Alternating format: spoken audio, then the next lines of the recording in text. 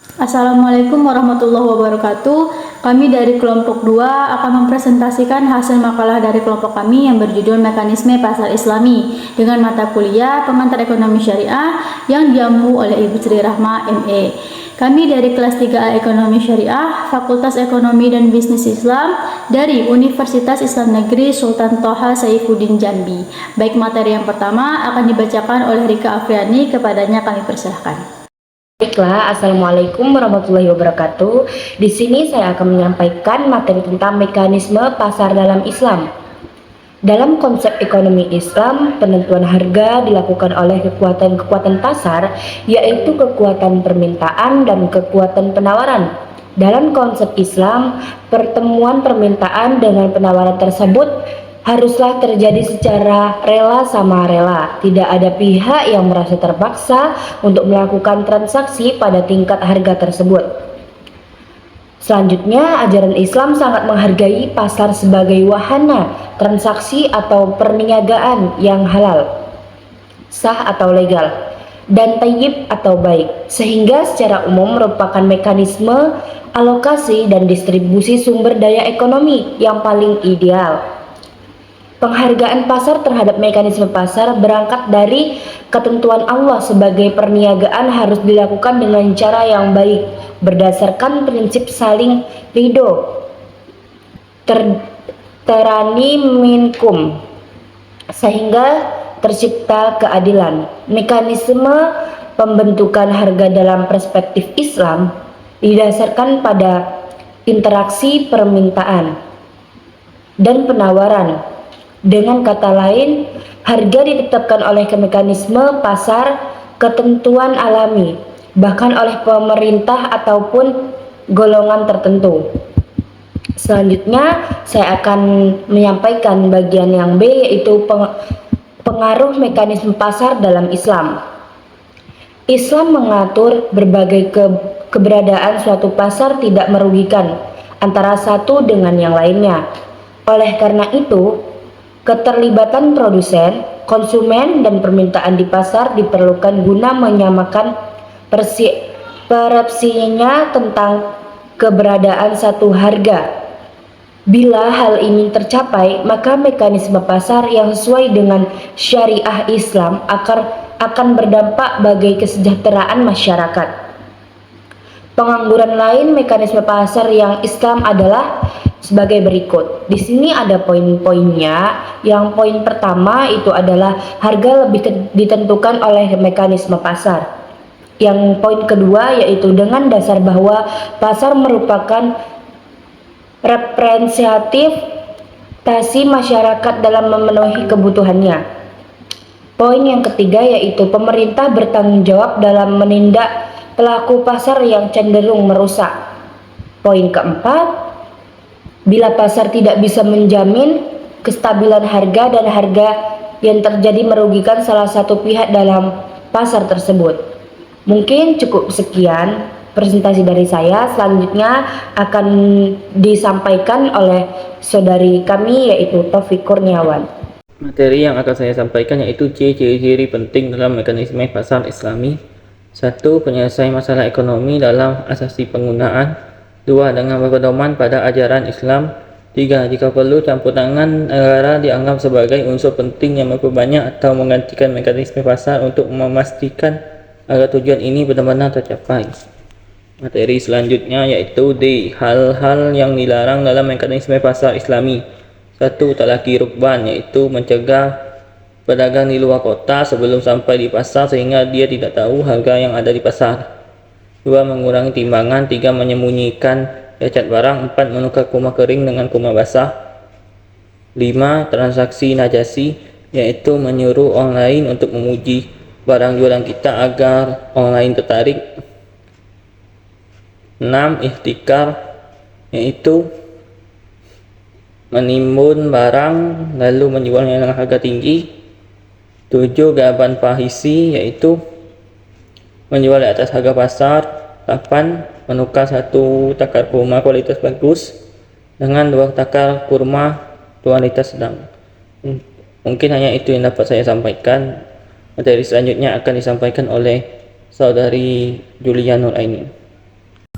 Assalamualaikum warahmatullahi wabarakatuh. Nama saya Julian Engin. Di sini saya akan menjelaskan tentang pandangan ulama mengenai mekanisme pasar Islami. Menurut Abu Yusuf, tercatat sebagai ulama yang memulai menyinggung mekanisme pasar. Ia memperhatikan peningkatan dan penurunan produksi dalam kaitannya dengan perubahan harga. Dan Abu Yusuf juga mengatakan bahwa kadang-kadang makanan berlimpah tetapi mahal dan kadang-kadang makanan yang sangat sedikit tapi murah. Menurut pendapat lain, menurut Abu Yusuf, dapat saja harga-harga tetap mahal atau permintaan 3 atau P3 ketika persediaan barang yang melimpah, penawaran ketiga, sementara harga akan murah. Nah, inilah tabel di atas. Abu Yusuf, menurut Abu Yusuf, 731 sampai 798 Masehi. Dalam formulasi sederhana, hubungan antara harga dan jumlah komoditi dapat dilihat di bawah ini. S sama dengan Q dan F dalam kurung P ditambah formulasi ini menunjukkan bahwa pengaruh harga terhadap jumlah permintaan suatu komoditi adalah positif. Apabila P naik, maka Q naik pula. Demikian juga sebaliknya, apabila P turun, maka Q turun. Dari formulasi ini dapat disimpulkan bahwa hukum mengatakan bahwa bila harga komoditi naik, maka akan direspon oleh penambah jumlah komoditi yang ditawarkan. Begitu juga apabila harga komoditi turun, maka akan direspon oleh penurunan jumlah komoditi yang ditawarkan. Selain Abu Yusuf, menurut Al-Ghazali 1058 sampai 1111 Masehi, Al-Ghazali menyadari kesulitan ekonomi sistem barter. Al-Ghazali mengemukakan proses terbentuknya suatu pasar karena terdapatnya kesulitan yang timbul dalam sistem barter. Beliau mengungkapkan bahwa pasar diperlukan sebagai tempat transaksi jual-beli jika tidak ditemukan orang yang mau melakukan barter. Pasar yang dimaksud Al-Ghazali adalah sebuah tempat pertukaran hak milik berupa barang dan jasa antara produsen dengan konsumen secara alamiah. Harga pasar bergerak sesuai dengan kekuatan permintaan dan penawaran. Bagi Al-Ghazali, pasar merupakan bagian dari keteraturan alami. Yang ketiga, menurut Ibnu Taimiyah 1263 sampai 1328 Masehi, dalam bukunya Majmu' Fatawa, Ibnu Taimiyah mengungkapkan beberapa faktor yang mempengaruhi fluktuasi permintaan dan konsekuensi terhadap harga. Pertama, kebutuhan manusia sangat beragam dan bervariasi satu sama lain. Kedua, harga suatu barang beragam tergantung pada tingginya jumlah orang yang melakukan permintaan. Ketiga, harga barang juga dipengaruhi oleh besar atau kecilnya kebutuhan terhadap barang dan tingkat ukurannya. Keempat, harga barang berfluktuasi juga tergantung pada siapa yang melakukan transaksi pertukaran barang tersebut. Barang itu. Kelima, harga juga dipengaruhi oleh bentuk alat pembayaran yang digunakan dalam bentuk jual beli. Keenam, tujuan dari kontrak adalah adanya timbal balik kepemilikan oleh kedua pihak yang melakukan transaksi. 7. Aplikasi yang sama berlaku bagi seseorang yang meminjam atau menyewa. Keempat, menurut Ibnu Khaldun 1332 sampai 1406 Masehi, Ibnu Khaldun membagi barang-barang menjadi dua kategori, yaitu barang pokok dan barang mewah.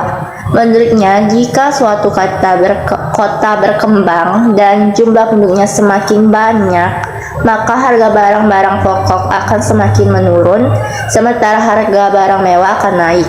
Hal ini disebabkan oleh meningkatnya penawaran barang pangan dan barang pokok lainnya. Sebab barang ini penting dan dibutuhkan oleh setiap orang, sehingga pengadaannya ini akan diprioritaskan. Sementara itu, harga barang mewah akan naik sejalan dengan meningkatnya gaya hidup yang mengakibatkan peningkatan permintaan barang mewah ini.